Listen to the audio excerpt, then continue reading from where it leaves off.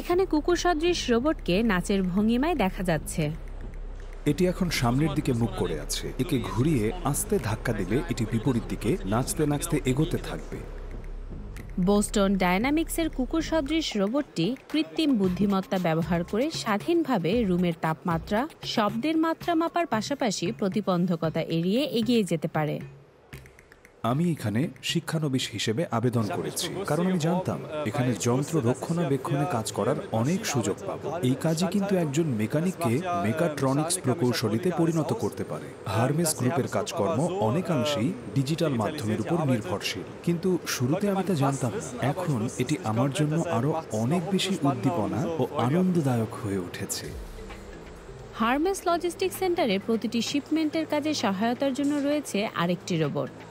Textile প্রতিষ্ঠান থেকে আসা বিভিন্ন রকম পোশাকের পার্সেল সাজিয়ে গুছিয়ে নির্দিষ্ট গ্রাহকের কাছে পাঠানোর ব্যবস্থা করে এটি। বিশেষ এক ধরনের সফটওয়্যারের সাহায্যে এটি প্রোগ্রামিং করা হয়েছে। কোভ্যারিয়েন্ট ব্রেইনের সাহায্যে এই সিস্টেমগুলো যেন এক ধরনের দৃষ্টিশক্তি লাভ করেছে এবং এই বাক্সগুলোর ভেতরে কি আছে তা এরা দেখতে বা বুঝতে পারে। প্রকৃত পক্ষে যা হয়, কোভ্যারিয়েন্ট একটি ছবি তোলে এবং সেই ছবি দেখে এটি বুঝতে পারে বাক্সগুলোর মধ্যে কি আছে। উদাহরণ হিসেবে এই টি শার্টের কথা বলা যায়। বাক্সের ভেতর এর একটি আকৃতি দেখা যাচ্ছে। কোভ্যারিয়েন্ট মস্তিষ্ক এই শার্টটিকে বাক্সের মধ্যে থাকা একটি বস্তু হিসেবে শনাক্ত করতে পারে।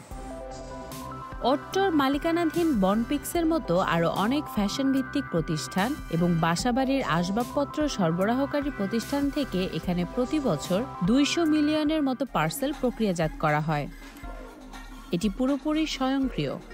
যতক্ষণ পর্যন্ত পার্সেলগুলোর আকার একই রকম থাকে ততক্ষণ পর্যন্ত কাজ করতে পারে এই স্বয়ংক্রিয় ব্যবস্থা। তবে পার্সেল বা পণ্যের আকারে ভিন্নতা থাকলে এবং ছোট ছোট চালানের ক্ষেত্রে বিষয়টি বেশ কঠিন। আগে এগুলোকে হাত দিয়ে আলাদা করা হতো। তবে ভবিষ্যতে এই কাজের জন্য অন্যান্য যন্ত্রপাতির সাথে নিয়োগ করা হবে আরও কিছু রোবট।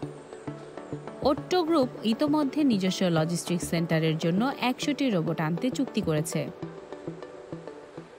পণ্য বাজারজাতের চ্যালেঞ্জে দিন দিন বাড়ছে তা আমরা ওট্টো গ্রুপ থেকে বেশ ভালোভাবেই বুঝতে পারছি। একদিকে চ্যালেঞ্জ হলো দক্ষ কর্মীর সংকট, আবার অন্যদিকে আমরা আমাদের কর্মীদের নতুন নতুন দক্ষতা অর্জনের সুযোগ দিতে চাই। লজিস্টিকের কাজকে আমরা আরও আকর্ষণীয় করে তুলতে চাই। কিন্তু এখানকার 3600 কর্মী বিষয়টিকে কিভাবে দেখছেন? তাদের অনেককেই নতুন করে প্রশিক্ষণ নিতে হবে। এখন কায়িক শ্রমের চেয়ে তাদের যন্ত্র পরিচালনা এবং বিভিন্ন ত্রুটি শোধরানোর পদ্ধতি শিখতে হবে। এই রোবটের কারণে আমার কাজ অনেক সহজ হয়ে গেছে। এটিকে এখানে দেয়া হয়েছে আমাকে সহায়তা করার জন্য। চালানের সবকিছু ঠিক আছে কিনা সেটা এখন এই রোবটটি নিশ্চিত করে।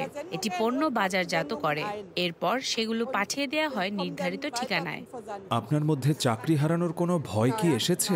না, এমন কোনো ভয় আমার আসেনি। আমাদেরকে কম্পিউটার, রোবট এগুলোর উপর সার্বক্ষণিক নজর রাখতে হয়। যদি এদের কাজে কোনো ভুল নজরে আসে সেক্ষেত্রে রিসেট দিয়ে সংশোধন করে নিতে হয়।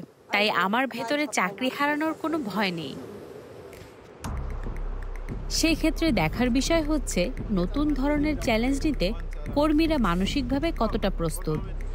ভবিষ্যতে এখানে সম্ভবত খুব কম সংখ্যক মানুষকে প্রয়োজন হবে, যেসব কর্মীর কাজ হবে শুধুমাত্র পর্যবেক্ষণ করা এবং কাজ শেষে ফিরে আসা সব কুকুর সদৃশ রোবটদের রিচার্জ করা। কারণ যান্ত্রিক এই কর্মী বা রোবটগুলোরও মাঝে মাঝে চার্জ ফুরিয়ে যায়।